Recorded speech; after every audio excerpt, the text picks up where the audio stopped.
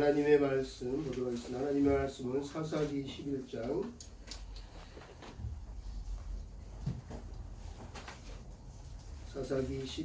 1절부터 11절 말씀입니다. 사사기 11장 1절부터 11절 말씀입니다. 구약성경 380페이지입니다. 380페이지.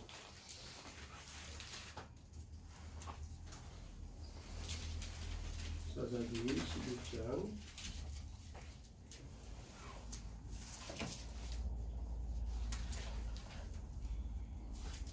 380페이지 사사기 11장 1절부터 11절 말씀 한 절씩 교독하도록 하겠습니다. 길리앗 사람 입다는 큰 용사였으니 기생이 길리앗에게서 낳은 아들이었고 길리앗 사람에서 그의 아들들을 낳았더라. 그 아내의 아들들이 자기의 입다를 쫓아내니 이르되 너는 다른 여인을 찾으니 아버지의 집에서 기업을 잊지 못하리라 한지라. 이에 입다가 그의 형제들을 피하여 독당에 거주하며 잡류가 그에게로 모여와서 그와 함께 출입하였더라. 얼마 후에 암몬 자손이 이스라엘을 치려하니라. 암몬 자손이 이스라엘을 치려할 때 길리앗 장로들이 입다를 데려오려고 독당에 가서 입다에게 이르되 우리가 암몬 자손과 싸우려 하니 당신은 와서 우리의 장관이 되라 하니 입다가 길리앗 장로들에게 이르되 너희가 전에 나를 미워하여 내 아버지 집에서 쫓아내지 아니하였느냐. 이제 너희가 환난을 당하였다고 어찌하여 내게 왔느냐 하니라. 그러므로 길리앗 장로들이 입다에게 이르되 이제 우리가 당신을 찾아온 것은 우리와 함께 가서 암몬 자손과 싸우게 하나니 그리하면 당신이 우리 길로 입다가 길리앗 장로들에게 이르되 너희가 나를 데리고 고향으로 돌아가서 암몬 자손과 싸우게 할 때 만일 여호와께서 그들을 내게 넘겨주시면 내가 과연 너희의 머리가 되겠느냐 하니 길리앗 장로들이 입다에게 이르되 여호와는 우리 사이의 증인이시니 당신의 말대로 우리가 그렇게 행하리다 합니다. 함께 읽겠습니다. 이에 입다가 길리앗 장로들에게 하니 백성이 그를 자기의 머리와 장관을 삼으시라. 입다가 미스마에서 자기의 말을 다 여호와 앞에 아뢰니라. 아멘. 자, 오늘 주인공이 있는데요. 누굴까요? 자, 우리는 지난 2주 동안 위기를 기회로라는 제목으로 함께 말씀을 나누고 기도하였습니다. 오늘은 위기를 기회로 제3탄으로 사사기 11장 말씀을 중심으로 역전 인생이라는 제목으로 함께 은혜를 나누고자 합니다. 저도 입다처럼 입다와 같이 똑같지는 않지만 청소년기에 자랄 때 좀 불량매들과 어울리면서 사춘기를 잘못 겪고 방황을 하던 시간들이 있었습니다. 오늘날 살아가고 있는 많은 청소년들 뿐만 아니라 수많은 사람들이 누구나 한 번쯤은 자기 자신에 대해서 스스로를 비관하고 자기 자신에게 소망이 없다고 생각하고 자기 자신이 너무 초라하게 보이고 낙심하고 좌절하여 자살을 한 번쯤은 살아오면서 생각해 본 경험들이 있을 것입니다. 대부분 물어보면 그런 경험들이 한 번씩은 다 있더라고요. 자기를 비관하면서 자기 환경과 상황들, 위기의 그 어려운 시간들, 고난 앞에서 나는 왜 이렇게 태어났을까? 나는 왜 이렇게 태어났을까? 나는 왜 가난한 집안에서 태어났을까? 나는 왜 가난한 나라에 태어났을까? 하며 내가 처한 현실과 상황들을 원망하거나 불평한 적은 없으신지요? 어떤 이는 자신의 특별한 재능이 없음에, 어떤 이는 자기 집안이 너무 가난하기에, 또 어떤 이들은 더 나아가 왜 내가 이런 나라에서 태어났을까 하며 나라 탓을 하며 원망하거나 비관하는 사람들도 있지만 그것은 약과입니다. 어떤 사람들은 신세 한탄을 하다가 더 이상 이제 계속 남 탓하다가 탓할 게 없으면 그제서야 이제 하나님을 또 원망하고 하나님 탓으로 돌립니다. 하나님, 이게 뭡니까? 하나님, 왜 나만 이런 고난을 당해야 합니까? 왜 나는 되는 일이 하나도 없습니까? 하고 하나님을 원망합니다. 여러분 그런 적 없으십니까? 저는 솔직히 그런 적 있었습니다. 심한 사춘기에 청소년 때 매일 이 질문을 했던 것 같아요. 지금 생각해보면 너무나 한심하고 철이 없었구나 하는 생각이 듭니다. 오늘 이 자리에 혹시나 상황에 처한 상황들에 비관하거나 낙심되어서 우울해서 환경을 탓하거나 상황을 탓하거나 남을 탓하거나 하나님 탓하는 그런 마음이 있다면 이 시간 한 번쯤 오늘 말씀을 통해서 생각해보고 은혜 받으시기를 주님의 이름으로 축복합니다. 아멘. 성경에는 인생의 위기를 맞이하였으나 전화위복이 된 사건과 인물들이 참 많이 등장합니다. 우리는 그중 지난주 인생의 시글락에서라는 제목으로 다윗의 위기의 순간들을 들여다보고 함께 말씀을 나누었습니다. 오늘은 사사기 11장에 등장하는 인물 입다에 대해서 한번 살펴보고 은혜를 나누고자 합니다. 우리가 함께 읽은 이 사사기는 가나안 정복의 영웅 여호수아가 죽은 후부터 이스라엘 초대왕 사울왕이 등극하기 이전까지 약 340년 동안 그 기간을 사사들이 통치했어요.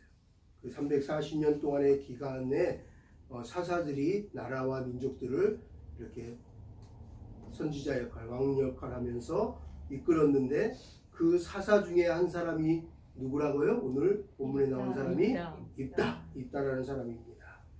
자, 입다를 보면서 여러분들의 자라온 환경과 상황들과 한번 비교해 보았으면 좋겠습니다. 그 340년 동안 여러 가지 많은 일들이 있었습니다. 이 성경이 쓰여진 것은 바로 지금으로부터 약 3,000년 전에 기록되었던 배경입니다. 당시 하나님의 축복을 받아 가나안에 정착하게 된 이스라엘은 하나님께서 요구하시는 거룩한 삶을 살지 못하고 오히려 하나님을 떠나버리고 하나님의 은혜를 잃어버리고 점점점 하나님과 멀어지면서 이방신들과 더 가까워지고 이방신을 섬기고 또 세상의 재밌는 문화들을 즐기면서 지금 오늘날과 같이 하나님보다는 게임이나 TV나 술이나 도박이나 여자나 섹스나 다른 것들을 막 찾아가면서 죄악에 저롭게 되고 말았습니다. 온갖 죄악으로 이제 물들은 그런 사회가 바로 이 사사기 시대의 사회입니다. 이와 같이 타락과 우상 숭배가 그 이스라엘 백성들을 그 영혼을 좀먹고 잔인한 이방인들의 횡포가 그들을 더욱더 괴롭힐 때 하나님께서 그럴 때마다 매번 믿음의 영웅들을 보냅니다.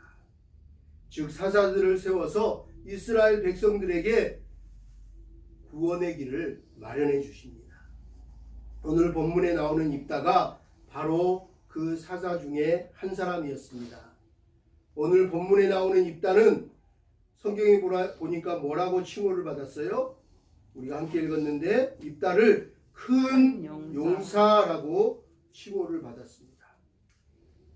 입다는 이스라엘의 장관이 되어서 그 시대에 하나님의 사명을 감당한 사람으로서 하나님께 큰 용사라 부름을 받고 크게 쓰임받은 인생이 되었습니다.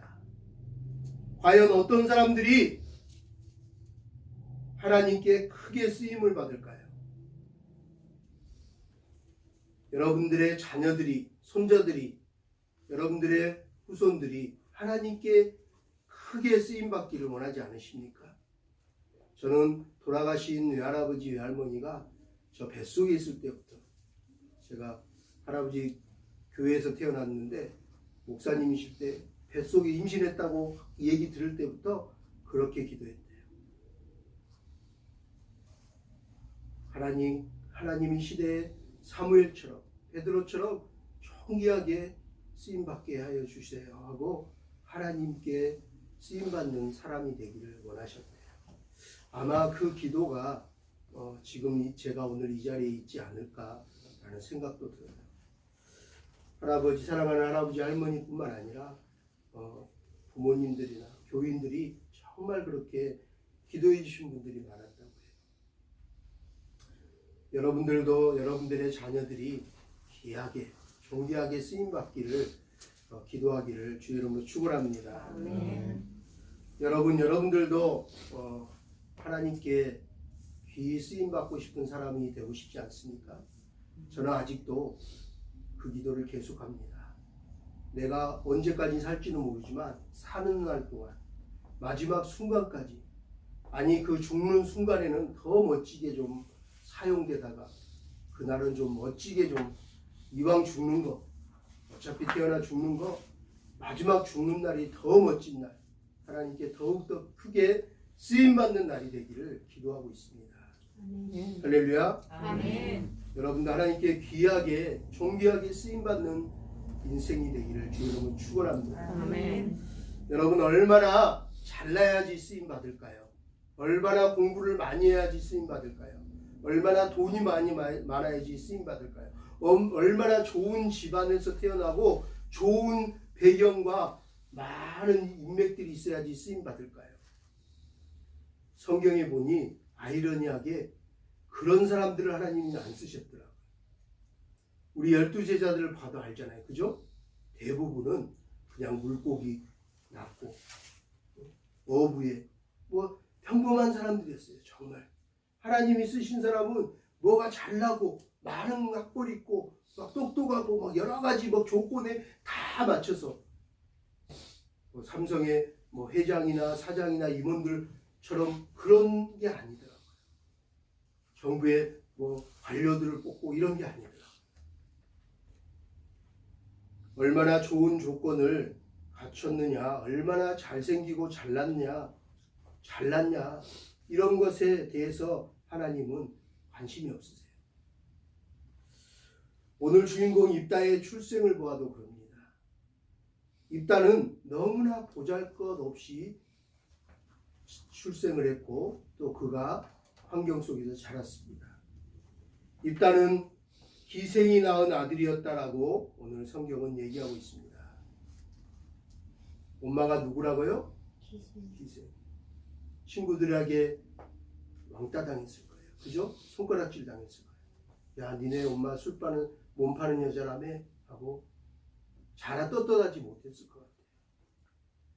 그것도 모자라서 입다는 홍길동과 같은 서자로 태어났어요. 서자.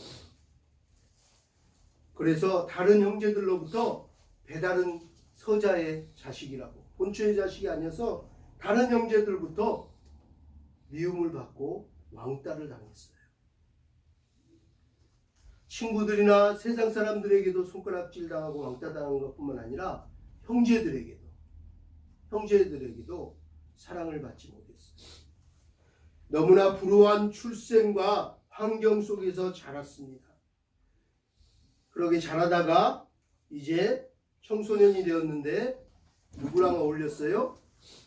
성경에 보니까 잡류는 지금 말하면 불량매들이에요. 불량매들과 어울려 살았어요. 너무나 기구한 운명을 타고 태어난 불우한 인물이었다라고 성경은 입다를 우리에게 소개하고 있어요. 오늘 본문 11장 1절부터 3절 말씀을 다시 한번 읽도록 하겠습니다. 한번 같이 읽도록 하겠습니다.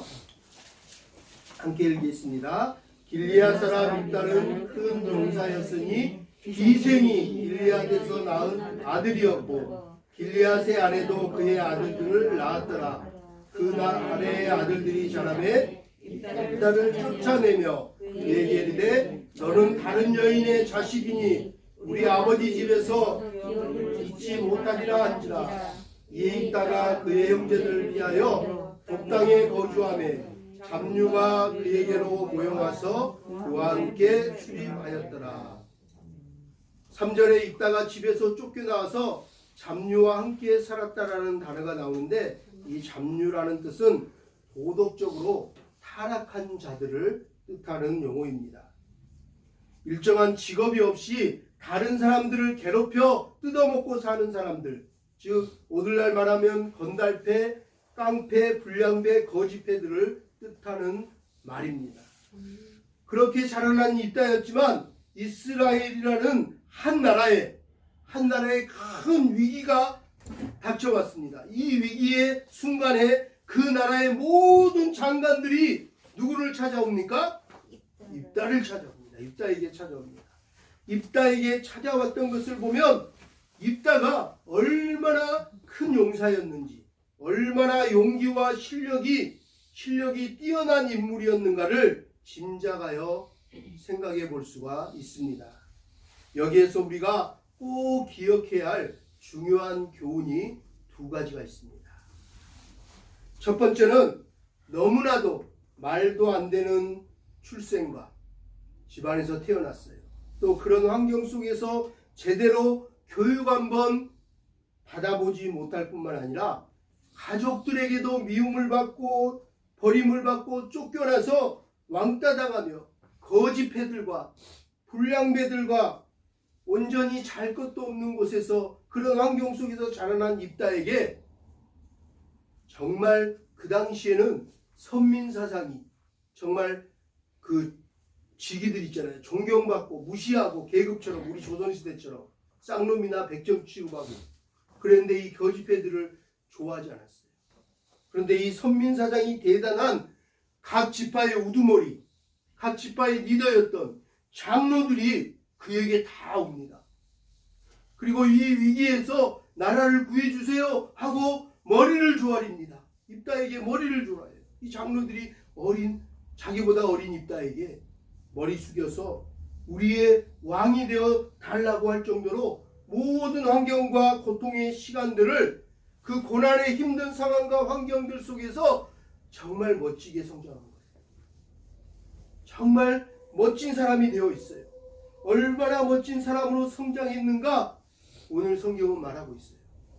입다 그 멋진 사람을 통해서 우리는 이제 우리가 처한 어떠한 환경과 상황에 대해서도 하나님 앞에 불평하거나 좌절하거나 변명해서도 안 된다는 사실을 명심해야 합니다. 할렐루야. 여러분 제가 얘기했나요? 기억나시나요? 아버지가 도박꾼의 계집질에 매일 술 중독에 하루도 술을 안 먹고 도박판에 안 가고 계집집에 술집에 안 가는 날이 없어요. 그러고 와서 돈을 다 뺏기고 집에 오면 엄마를 얼마나 돈 내놓으라고 때리는가. 두 아들이 자라면서 엄마가 피 묻지 않는 얼굴을 하루라도 본 적이 없어요. 항상 피범벅이 돼 있었어요. 그런 가정에서 두 아들이 자랐어요. 잘 자랐을까요? 훌륭한 사람이 되었을까요? 놀랍게 기자가 그 글을 썼어요. 이건 실화예요. 우리나라에 실제 있었던 인물이에요. 30년이 지났어요. 큰아들과 둘째 아들을 취재하다가 깜짝 놀랐어요. 큰아들은 우리나라뿐만 아니라 전 세계 뇌과학자, 또 의사, 또 심리상담가로 유명한 사람으로 잘 자라고 성공했어요. 둘째 아들은 찾아봤더니 감옥에서 오랫동안 지금 감옥에 갇혀 있었어요. 전과만 해도 엄청나요. 아버지보다 더 전과가 많고 더 악인이 많았어요. 그래서 기자가 가서 똑같은 질문을 물어봤대요. 당신은 왜 이렇게 훌륭한 의사가 되어 있습니까? 당신은 어찌하여 이런 범죄자가 되어 있습니까? 라고 물어봤어요. 그랬더니 뭐라고 대답했을까요? 기억나시나요? 똑같이 대답했어요. 똑같은 부모에게 태어나고 똑같은 그 아버지를 두고 그런 상황 속에서 그런 환경 속에서 자랐는데 제대로 된 교육과 환경이 아니라 부유하지도 않고 매일 도박에 빚에 술에 때리고 그런 환경에서 자랐는데 큰아들과 둘째 아들의 대답이 똑같았다고 해요. 뭐라고 얘기했을까요? 아버지 때문에. 내 자라온 환경 때문에. 그래서 큰아들은 나는 아버지처럼 되지 않아야지. 나는 그런 아버지가 되지 않아야지. 하고 훌륭한 사람이 돼야지 하고 열심히 반면교사 삼아서 훌륭한 사람이 되었어요. 둘째 아들은 똑같은 상황 출생인데도 나는 왜 이런 집안에서 태어나고 저런 아버지를 두었고 맨날 원망하고 불평하면서 살았어요. 환경 탓, 아버지 탓, 집안 탓. 그래서 그런 범죄자가 되었던 거예요. 우리는 오늘 이 입다의 교훈을 통해서도 우리의 출생을 원망해서도 우리의 집안을 원망해서도 부모와 환경을 원망해서도 안 되며 불평하거나 좌절하거나 변명해서도 안 돼요. 내가 마음먹기 바랍니다. 내가 하나님 앞에 어떤 마음을 갖고 있느냐가 중요한 거예요. 할렐루야. 아멘. 우리의 주위에서나 성경 속에서도 이와 같은 훌륭한 사람들을 우리는 얼마든지 찾아볼 수 있어요. 여러분이 잘 알고 있는, 여러분 아시죠? 삼중교를 겪었던 그 위대한 사람 헬렌 켈러. 듣지도 보지도 말하지도 못했던 여인. 또 우리나라의 헬렌 켈러 같은 분이 있죠. 송명희 씨. 또 링컨 대통령. 그리고 제가 직접 만나봤는데 릭 부이치치 아시나요?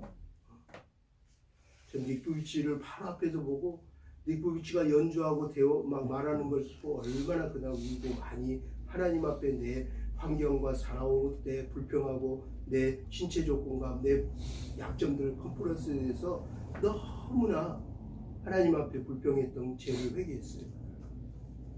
릭 부이치는 태어날 때부터 사지가 없잖아요. 팔다리가 없어요. 이게 난쟁이잖아요. 그런데 발가락 2개만 있는데 그걸로 수영도 하고요, 골프도 치고 축구도 하고요, 드럼도 치고요, 글도 써서 유명한 베스트셀러 작가도 되고 화가도 하고요. 못하는 게 없어요. 그런데 얼마나 천사의 얼굴 하고 있어요. 너무 하네요. 막 기뻐요. 그렇게 기쁨이 넘칠 수 있어요. 감사, 입에서 기쁘고 감사의 얘기만 나오는 거예요. 또한 우리 아시잖아요. 링컨이 어떤 집안에서 태어나고 아버지 어렸을 때 돌아가시고 어떤 곳에 살고 어떻게 자랐는지 구두수송까지 한 사람이 대통령이 되었잖아요.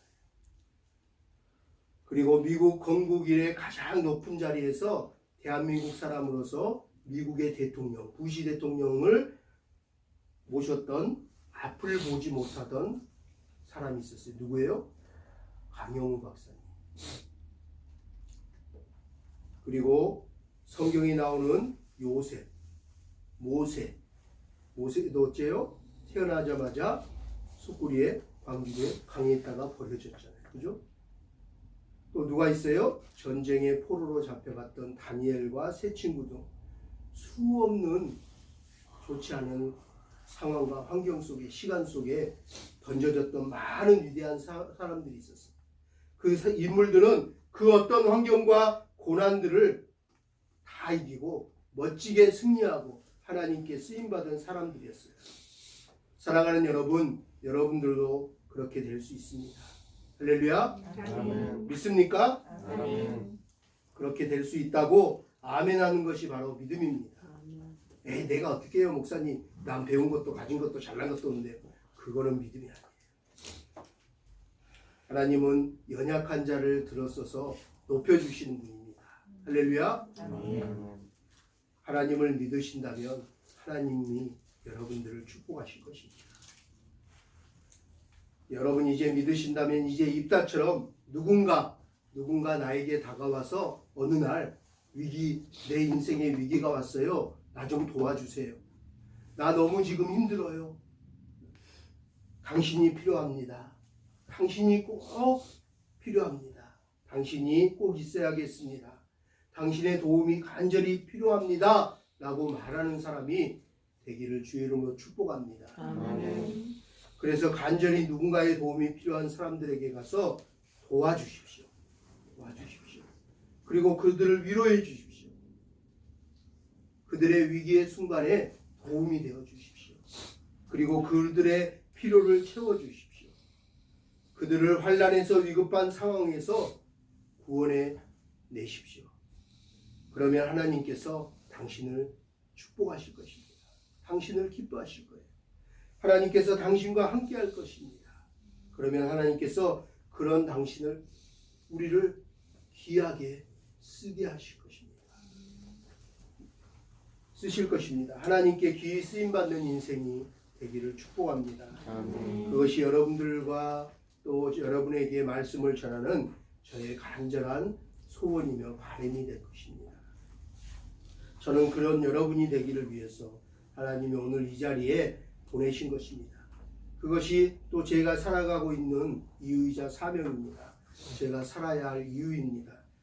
그러기에 저는 여러분들뿐만 아니라 우리들이 하나센터의 아이들, 주일학교 아이들 모두가 다 그렇게 솔직히 환경과 출생과 상황과 자라온 환경이 막 강남에 부유하고 막 뛰어난 좋은 집안, 막 한 달에 학원 하나에 막 몇백만 원짜리 학원을 다니고 그런 아이들이 아니더라도 이 아이들이 정말 이 시대에 하나님께 귀하게 쓰임받기를, 하나님의 사람으로 입다처럼 멋지게 쓰임받기를, 오히려 잘나고 똑똑한 사람들이 와서 머리를 조아려서 존경합니다, 나를 좀 도와주세요 하고 찾아올 수 있는 그런 멋진 사람이 되기를 간절히 소망합니다. 여러분들의 자녀들이, 후손들이 그렇게 되어지기를 축복합니다. 아멘. 두 번째, 우리가 오늘 말씀에서 알아야 할 교훈은 첫 번째 교훈보다 너무나 중요한 것입니다. 너무나 중요한 것이기에 오늘 이 짧은 시간에 다 나눌 수가 없어서 두 번째 교훈은 다음 주에 전해드리도록 하겠습니다. 오늘 말씀을 마치기 전에 여러분들에게 소개하고 싶은 한 사람이 있습니다. 오늘 말씀을 준비하면서 제가 마음속에 떠오른 사람이 하나 있어요. 실제 인물이에요. 입다를 설교하고 묵상을 하다 보니 이 사람이 입다 같은 사람이겠구나 하는 마음이 들었어요. 지지난주에 우리 코로나 1단계로 떨어진과 동시에, 사실 떨어지기 전부터 매년 1년에 한 번씩 우리 서창곤 목사님, 오히려 서에레미야 선교사님이라고 하는데요, 우리 고미선 목사님 잘 아실지 모르겠는데 통일소망선교회에서 북한 사람들을, 탈북민들을 구출하는 일에, 생명을 살리는 일에 돈을 어마어마하게 쏟아붓거든요.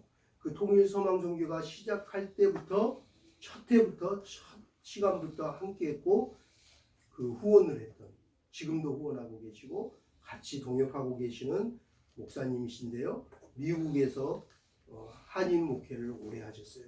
은퇴하셨어요. 원래 장교였는데 출신이었는데 미국으로 가셔서 한인 목회를 오래 했는데 한인교회에서 한 800명 정도 엄청나게 부흥된 거죠. 한인교회 800명이 여기 8,000명하고 그렇게 부흥한 교회 담임이었는데, 하나님이 오래전부터 북한에 대한, 또 이 나라 대한민국에 대한 굉장히 강력한 부르심이 있어서 그가 그렇게 어렵게 개척해서 세운 교회를 조기 은퇴하셨어요. 70에 안 하고 60에 그냥 후임자에게 내주고, 나는 한국으로 들어가서 북한 사람들을 돕겠다, 북한 교회를 세우고 이 나라를 다시 한번 무너진 이 대한민국의 교회들을 세우는 일에 나의 마지막 인생을 다하겠다 하고 사모님과 함께 하나님은 말씀 묵상하다 에레미야 같은 그런 심정을 주셔서 애통하는 마음으로 울면서 다 내려놓고 이 사역을 하고 계시는데, 우리 탈북민 목회자 부부를 건강하게 내적 치유하고 또 고생했다고 여행도 보내주고 귀한 또 호텔에서 이렇게 하면서 모든 사비를 들여서 1년에 한 번씩 미국에 와서 섬기셨어요. 그런데 코로나 때문에 미국이 지금 수만 명 되잖아요. 코로나 환자들이 하루에 어제 8만 5천 명인가 들어왔다고 하더라고요. 그런 위급한 상황 속에서 또 우리나라도 지금 1단계 내려가기 전이잖아요. 근데 일정이 잡혀 있었어요. 그런데 믿음으로 그때 하나님이 하게 해주실 거다. 그러고 나서 한 40명 정도 모였거든요. 아이들까지. 그러니까 그 전에 1단계 안 내려가면 모이지 못해요. 그런데 이분이 하나님께서 하시게 하실 거예요. 걱정하지 마세요. 밀어붙여서 들어오셨어요. 들어오셔서 2주 동안 격리해야 되잖아요. 그죠? 자가격리 밖에도 못 나가요. 또 이거 세미나 끝나자마자 2주를 또 돌아가면 격리. 한 달을 꼼짝없이 갇혀 살아야 돼요. 그런 걸 알면서도 오셨어요. 그런데 감사하게 탈북민 중에 하나가 자매가 자기 다른 데 직장 가서 김포에 집이 있어요. 구례동에 이마트 있는데 우리 오키시 집하고 아주 가깝더라고. 213동이니까. 거기에 집을 선교사님한테 내준 거예요. 있는 동안 계시라고. 저는 그 탈북민 자매 한번 만나보고 싶어요. 혼자 사는 여인의 집에 이렇게 남에게 집을 뜬뜻 못 내주잖아요. 그죠? 그런데 언제든지 오시면 비어있을 때마다 쓰시라고. 그래서 그 집에 있는 동안 저희 아내가 열심히 섬겼어요. 그래서 막 반찬도 해주고 삼겹살도 꼬먹으라고 막 이렇게 시장도 보고 김치도 담고 그래서 정말 열심히 섬겼더니 감동을 하셨어요. 2주 동안 거기서 주는 비상 박스를 제가 봤더니 컵라면에 막 이런 거예요. 다 인스턴트. 근데 매일 반찬을 해주셔서 오히려 컵라면 이런 걸 안 먹어서 너무 감사하다고 남은 걸 센터 애들 주라고 갖다 주셨어요. 그래서 오늘 고맙게 화요일날 들어가시는데 끝나고 나서 지금 계속 세미나와 교회들 다니면서 너무 바쁘세요. 근데 전화가 왔어요. 어제. 목사님 너무 고마워서 사모님한테랑 꼭 신세 지고 갖고 가야 되겠다고. 내일 저녁에 꼭 식사 대접하겠다고. 그래서 오늘 저녁에 식사 약속을 했는데 거기에 함께 오시는 분이 계세요. 그분이 강영철 선교사님인데요. 오늘 이 입다 같은 분이에요. 출생과 배경이 비슷해요. 그런데 하나님께 너무나 멋지게 지금 쓰임받고 있는 분이에요. 제가 한번 말씀드렸나요? 이 강영철 선교사님 동두천에서 지금 월드 비전 교회와 월드 비전 학교를 스쿨을 하고 계세요. 30년이 넘었어요. 근데 이 코로나에 원래 있던 그 목회자 세미나 하던 교회가 큰 교회예요. 우리나라 대형 교회였는데 코로나 때문에 안 되겠습니다. 이 해제될지 모르고 1단계로 내려갈지 모르고 목사님 안 되겠습니다 해갖고 장소 제공이 안 된 거예요. 그래서 목사님이 미국에서부터 전화하고 여기 와서 코로나 갇혀있는 2주 동안 또 전화했는데 아무데도 장소를 내주지 않는 거예요. 그런데 이 강철 선교사님이 기도하다가 목사님 저희 교회 오세요. 저희 센터 학교에 오세요. 여기서 3박 4일 지내세요. 제가 동두천에 제일 좋은 호텔도 잡아줄게요. 탈북민 목사님도 섬기고 싶어요. 가족들 섬기고 싶어요. 그리고 그분이 다 제공을 해주셔요. 3박 4일 동안. 그래서 저도 갔어요. 갔는데 너무 잘 섬겨주셔요. 은혜가 넘쳐요. 그런데 이분이 어떤 분이냐면요. 한국 강영철이잖아요. 그죠? 미국 이름은 다른 건데요. 얼굴이 약간 처음 보자마자 딱 알 수 있어요. 얼굴이 검해요. 아버지가 동두천에 미군 군인으로 잠시 왔어요. 주한미군으로. 근데 흑인이에요. 그럼 잠깐 있다가 어머니를 만났는데 그 어머니가 한국분인데 사이에서 태어났어요. 그래서 피부가 완전 남달라요. 그리고 머리가 곱슬이에요. 생긴 게 이래서 누구보다 딱 한눈에 알아요. 그러다 보니 어렸을 때 어땠을까요? 이분이 저랑 비슷하면 50대 중반이시거든요. 근데 그 당시 학교 다닐 때 어땠을까요? 저희는 아직도 기억해요.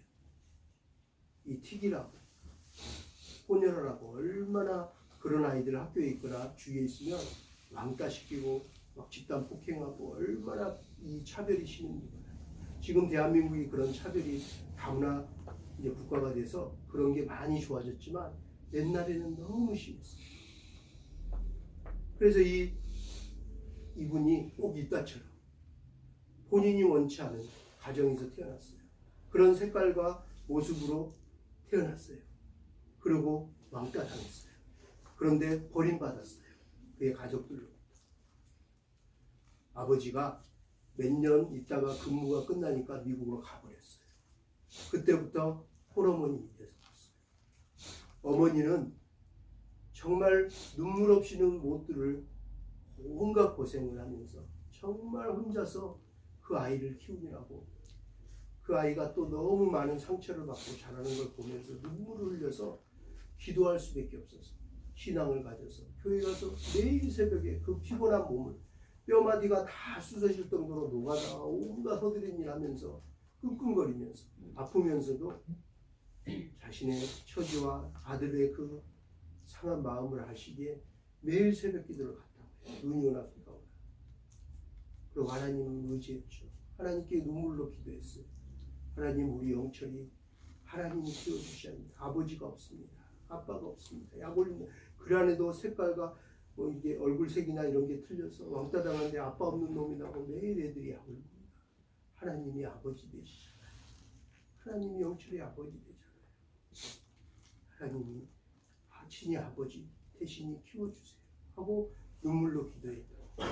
그런데 이 강인철 선교사님은 얼마나 자기 출생과 환경을 비관하고 낙심하고 방황을 했어요. 그리고 오늘 말하는 이 잡류들과 청소년 시기에 좋지 않은 환경에서 방황을 했죠. 그런데 얼마나 어머님이 고생을 했는가. 온갖 지병과 암과 함께 이 하반신 마비가 왔어요. 그래서 더 힘든 가정이 기울어지고 환경이 이루 말할 수 없는 상황이 되고 공부할 수 있는 환경도 안 되고, 그래서 열 몇 살 때 어떻게 연락이 돼서 미국에 그 아버지한테 연락이 됐대요. 그랬더니 아버지가 고아원으로 연락이 안 됐으면 보낼 판이었는데 어머니가 키울 수가 없으니까 연락이 돼서 아버지가 양심이 있었는지 들어오라고 했대요. 그래서 엄마랑 미국 그 주소만 받고 들어갔대요. 영어 한마디 못하고. 그런데 정말 너무 황당했대요. 그 동두천 옛날의 상황을 아시나요? 우리 백성인사님은 잘 아실 것 같아요. 동두천은 말을 할 수 없어요. 여기 기생 있다 뭐 이렇게 나왔는데 기생촌이잖아요. 술집에 판자촌에 정말 빈민촌이에요. 그런 상황에 안 좋은 집에서 환경에서 자랐는데 아버지 찾아서 이제 미국 부유한 나라 가서 기뻤대요. 철없어서. 왜냐면 아빠가 버리고 가고 엄마 고생시키고 이런 거 몰라 어려니까. 그냥 기뻤어요. 왜요? 미국이다 그러니까. 부자 나라 간다 그러니까 가서 매일 맛있는 거 굶지 않을 거라고 생각하니까. 좋은 옷 입을 거라고 생각하니까 어린 나이에 너무 기뻤대요. 미국 간다니까. 근데 갔는데 미국 갔는데 진짜 아니나 다를까 환상인 거죠. 미국에 내렸는데.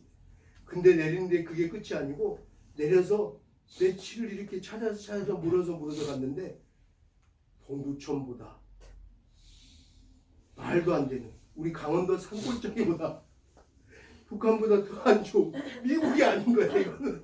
미국이 아닌 뭐 이상한 나라 이런 데가 있나 미국에도 할 정도로 그런 곳으로 시골로 갔대요. 근데 산속 깊은 곳으로 또 들어갔대요. 근데 집도 없더래요. 동네 집도 없어요. 미국인데 전기가 안 들어온대요. 아니 동두천에는 밤에 휴양철에 전기라도 들어오는데 전기도 없어요. 학교도 없어요. 뭐 아무것도 없는 거예요. 아버지도 병들어서 산속에서 혼자서 농사 짓고 살아요. 엄마는 장애인에 온갖 병이 생기고 학교도 못 다니고 이런 환경에 던져진 거예요. 그런데 어느 날 이 강조사님 선교사님이 와서 교회에서 미국에서 부흥회하고 막 예배드리다가 성령이 뒤집어졌어요. 그리고 하나님이 부르셨어요. 하나님이 사명을 주셨어요. 꿈을 주셨어요. 비전을 주셨어요. 뭘까요? 그래서 30년 전에 동두천으로 그 지긋지긋한 정말 떠날 때 난 동두천 보고 오줌도 안 쌀 거야 라고 생각하고 떠났대요. 어린 나이에. 그런데 그 동두천 하나님이 돌아가라고 해요. 돌아왔어요. 그러고 뭐 했을까요?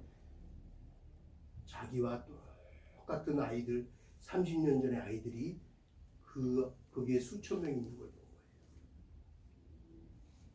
다가가. 그 불행하게 본인이 대부분은 원치 않아서 그냥 아빠가 아프리카 사람, 독일 사람, 뭐 어디 나라 사람, 각 전 세계에서 다 왔는데 잠깐 있다가 가버리고 엄마 혼자 버려져서 어렵게 사는 자기의 어린 모습, 어렸을 때 모습하고 똑같은 아이들이 너무나 많아요. 그래서 그때부터 그곳에서 교회를 개척하고 월드 비전 스쿨을 세우신 거예요. 그래서 그 아이들을 가르친 거예요. 제가 거기 가서 견학하고 3박 4일 거기 있는 동안 우리 두리아나 센터는 어린아이들을 하잖아요. 그죠? 근데 거기는 중고등학교까지 다 해요. 그래서 인원이 굉장히 많아요. 그리고 더 다국적이에요. 진짜 막 시커먼 애들도 많고 전 세계 애들이 다 있어요. 근데 영어로 막 다 수업을 나와요. 근데 그 아이들의 신앙과 영성이 지성이 대단했어요. 정말 놀랐어요. 하루는 특강 시간을 해서 북한에 오신 목사님들이 북한의 교육과 북한의 인권과 북한의 이 문화와 막 이런 걸 돌아가면서 강의를 했는데 애들이 초롱초롱하고요. 한국 애들이 강의하면 다 자요. 막 딴짓하고 막 게임하고 있는데 초롱초롱하다가 질문을 하는데요. 기가 막히게 질문해요. 영어로 다 질문해요. 한국말도 잘하지만 영어로 막 질문하는데 목사님들이 당황을 해요. 한국말로 해주면 안 될까? 애들은 너무 쉬운 게. 그 아이들이 다 고등학교 나오면 미국으로 대학교로 알려져서 유명한 학교와 연결이 있어요. 그리고 그 학교에 졸업해서 전 세계 유명한 데로 다 퍼져 있는 거예요. 신앙과 지성을 가지고 어릴 때 그런 불우하게 태어나고 자랐지만 아이들이 하나님께 30년의 그 목사님의 헌신과 수고 통해서 그 입다와 같은 이 강철 선교사님의 지도자 한 사람을 통해서 열방으로 퍼져 있어요. 그런데 지난번에 저희하고 같이 제주도 간다 같이 있었는데 저하고 같이 밤에 저녁 먹고 집회하고 나서 가셨는데 제가 사무총장이니까 이제 가는 길에 인사를 하고 목사님 연락처를 받고 제가 한번 가겠습니다 하고 헤어졌는데 가는 중에 저한테 전화 왔어요. 목사님 큰일 났어요. 전화 기도 좀 해주세요. 그래서 제가 여러분에 광고한 적 있을 거예요. 돌아가는 길에 연락이 왔는데 학교가 불이 다 났어요. 건물이 전체 다 불나서 전소가 되어버렸어요. 30년이 넘게 학교를 했는데 기자회 안에도 못 구했어요. 인생에 큰 위기가 왔어요. 다 잃어버렸어요. 아이들 노트북부터 해서 아이들 공부하는 것까지 다 연필 하나까지 구하지 못해요. 가서 봐서 기가 막힌 게 그 건물 주인이 일주일 전에 바뀌었대요. 바뀌어서 계약했는데 일주일 전에 바뀌어서 화재보험 안 들어요. 아직. 그 사이에 불이 나버렸어요. 아무것도 없습니다. 그런데 어떻게 됐을까요, 여러분? 이번에 갔잖아요, 제가. 갔는데 이야, 교회도 그러고 학교도 그러고요. 컴퓨터도 최신식 너무 부러운 거예요. 애플 컴퓨터, 삼성 컴퓨터 너무 좋은 거예요. 정말 제가 갖고 싶은 거예요. 저도 못 갖는 거예요. 그리고 막 뭐죠 이거 TV도 개인 TV가 아이들 컴퓨터 TV도 너무 큰 거예요. 와, 그래서 물어봤더니요. 화재로 아무것도 그 위기에 다 잃어버렸는데 하나님이 전화위복에 바꿔주셨어요. 그러고 화재 난 걸 알고 나서 그 서혜연이와 목사님 미국 한인교회 아는 교회 다 연락하시고 한인교회 회장도 하셨거든요. 각 교회마다 연락하고 통일소망동의 이부 목사님 아는 데 연락하고 저도 막 광고하고 아는 목사님들과 교회 막 이런 데 연락하고 도움 받을 수 있는 기도하고 전국에 다 퍼졌어요. 그런데 놀라운 게 뭔지 아세요? 아까 말한 30년 동안 기른 아이들이 전 세계에 나가서 훌륭한 자리에 막 어떤 사람은 정치인도 돼 있고 기업가도 돼 있고 정말 훌륭한 애들이 많이 있거든요. 그 아이들이 가만히 있을까요? 학교 불났다는 거예요. 야, 전 세계에서 연락이 오더래요. 선교사님, 목사님, 저희도 헌금할게요. 이번 달 헌금 100% 다 보낼게요. 월급을 보내는 거예요. 그리고 어떤 애는 자기 결혼한다고 모아놓은 돈 있잖아요. 몇 천만 원을 빌렸대요. 그래서 시설이 더 좋아졌어요. 더 큰 데로 가신 거예요. 다시 인테리어도 하고 직기들도 다 기증한 거예요. 컴퓨터 하나 돈 주고 산 게 없대요. 근데 이왕 하는 거 옛날에 30년 된 거 다 노화되고 막 직기 컴퓨터 이런 거 다 못 썼는데 잘 됐습니다. 차라리 못 버리고 선교사님이 너무 가난하게 자라서 그런가 애주중자 못 버리고 하니까 하나님이 태워버렸나 봐요. 제일 좋은 걸로 합시다 이왕 그래가지고 해주는 분마다 제일 좋은 걸로만 갖다가 기증한 거죠. 헌금한 거죠.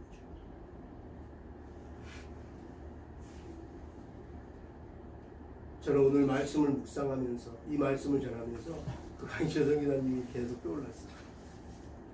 정말 본인과 의지 없이 그런 가정이 태어나 그런 부모를 두고 그런 청소년기를 살았지만 성령님의 은혜를 받고 성령님을 만나고 하나님의 손에 붙들림 바 되니 인생이 역전이 되었어요.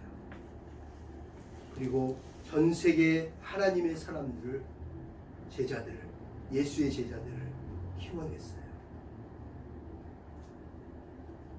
저는 우리들이 하나센터의 아이들 중에 입다와 같은 이 강영철 선교사님과 같은 그런 하나님의 사람들이 반드시 나오기를 축복합니다. 아멘. 그렇게 나올 줄 믿습니다. 아멘. 우리 예수와 함께 여러분들이 매일 밤 하나님 앞에 그렇게 기도한다면 여러분들의 자녀들 중에 후손들 중에 분명히 그런 사람이 나올 것입니다. 저는 나오기를 기대합니다. 그렇게 되어지기를 축복합니다.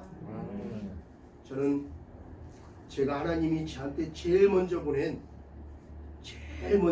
사람으로 기도하고 키우라고 잘 양육하고 맡긴 사람이 있어요. 누굴까요? 저한테는 해강이에요. 첫째니까. 그 다음 둘째는 해야예요. 여러분들에게도 그런 자녀들이 후손들이 있을 것입니다. 그 아이들이 하나님의 손에 붙들림 받아 존귀하게 쓰임받게 되기를 기도하기를 바랍니다. 그것이 여러분들이 해야 될 사명이잖아요. 부모로서 마땅히 해야 돼요. 좋은 거 뭐 애들이 사달라는 거 다 초콜릿 사달라 사탕 사달라 뭐 사달라 사주 내가 너 해줄 거 다 해줬는데 이렇게 얘기해서 애를 윽박지르고 너 공부 안 하고 뭐 이까이 이렇게 애의 자존심을 낮추지 말고 기도하십시오. 하나님께 기도하면서 하나님 내가 이것도 못 해주고 저것도 못 해주고 우리 아이가 그러더라도 하나님께 올려드립니다. 하나님이 함께 해주세요. 그것 가운데 하나님이 함께 하시고 지혜도 부어주시고 은혜도 부어주시고 성령의 기름 부어주셔서 이 아이를 하나님께서 잘 양육해서 멋진 사람으로 키워주세요. 그렇게 기도하시기 바랍니다. 아이들이 어느 정도 크니까 진짜 이제는 부모가 해야 될 일들이 별로 없더라고요. 그 아이를 위해서 24시간 따라다닐 수도 없고 그 아이의 모든 것을 채워줄 수도 없더라고요. 이제 어릴 때 요만한 꼬마 때 아이지 조금만 커버리면 이제 떠난 아이더라고요. 그렇지만 성령님은 그 아이와 늘 함께 하십니다. 졸지도 주무지도 않고 그 아이와 함께 하십니다. 지켜주실 것입니다. 여러분들의 기도가 연락되기를 주의 이름으로 축복합니다. 오늘 말씀을 듣고 우리 신령 가운데 성령의 역사하시고 우리의 기도를 들어주셔서 우리가 하나님께 붙들림 받아 쓰임받기를 원합니다. 하나님 또한 우리의 자녀들이 존귀하게 하나님의 영광을 위하여 쓰임받는 멋진 인생이 되게 하여 주시옵소서. 행여 하나님 내가 출생이나 환경이나 사람이나 남을 탓했다면 하나님 원망했던 일이 있다면 이 시간 회개합니다. 하나님 내 마음의 중심을 보시는 주님 내가 하나님 앞에 기도합니다. 이제 원망하고 불평하기보다 하나님의 도움을 구하며 나아갑니다. 행여나 인생의 시간 가운데 큰 위기와 난관을 겪고 있는 우리 지체들이 있다면 그 위기가 기회가 되게 하여 주시고 전화위복에 하나님께서 큰 복을 내려주셔서 슬픔이 변하여 기쁨이 되게 하여 주시옵소서. 하나님께 붙들림바 되어 귀하게 쓰임받았던 입다처럼 우리 또한 영적의 전쟁에서 승리하는 저와 여러분 되기를 축복합니다. 우리 함께 옆 사람 한번 축복할까요? 인사할까요? 여러분 자녀를 위해서 우리 가정과 교회를 위해서 매일 밤 8시에 기도합시다. 매일 밤 8시에 기도합시다. 이렇게 한번 인사할까요? 매일 밤 8시에 기도합시다. 기도하시기 바랍니다. 자, 우리 축복할까요? 입다처럼 하나님께 쓰임받는 멋진 인생 되십시오. 멋진 인생 되십시오. 당신은 하나님의 사람입니다. 하나님의 사람입니다. 당신을 주님의 이름으로 축복합니다. 당신의 자녀들을 축복합니다. 자녀들을 축복합니다. 이렇게 기도하겠습니다. 잠시 기도하겠습니다. 위기를 기회로 만드시는 전능하신 하나님 아버지, 전하의 복이 되시는 아버지의 이름을 이 시간 높여 찬양드립니다. 영웅은 난세에 난다고 하셨는데 하나님, 지금 큰 위기 가운데 있는 이 시대에 하나님께 귀히 쓰임받기를 원합니다. 하나님, 입다처럼 쓰임받기를 원합니다. 오늘 말씀을 듣고 간절히 기도하는 심령들 가운데 역사하시어 이 시대에 하나님의 영광을 위하여 존귀하게 쓰임받는 멋진 인생들이 다 되게 하여 주시옵소서. 자녀들 가운데도 큰 은혜를 더하여 주시옵소서. 행여나 인생의 시간 가운데 큰 위기와 슬픔과 난관을 겪고 있는 지체들이 있다면 이 시간이, 이 위기의 시간이 기회가 되게 하여 주시옵소서. 전하의 복에 하나님께서 복 주시사 슬픔이 변하여 기쁨이 충만한 삶이 될 수 있도록 축복하여 주시옵소서. 하나님께 붙들림 받아 귀하게 쓰임 받았던 입다처럼 우리 또한 이 모든 영적 전쟁에서 승리하고 존귀하게 쓰임 받게 하여 주시옵소서. 우리의 길이요 진리요 생명이요 부활 되신 예수 그리스도의 이름으로 감사하며 기도드리옵나이다. 아멘.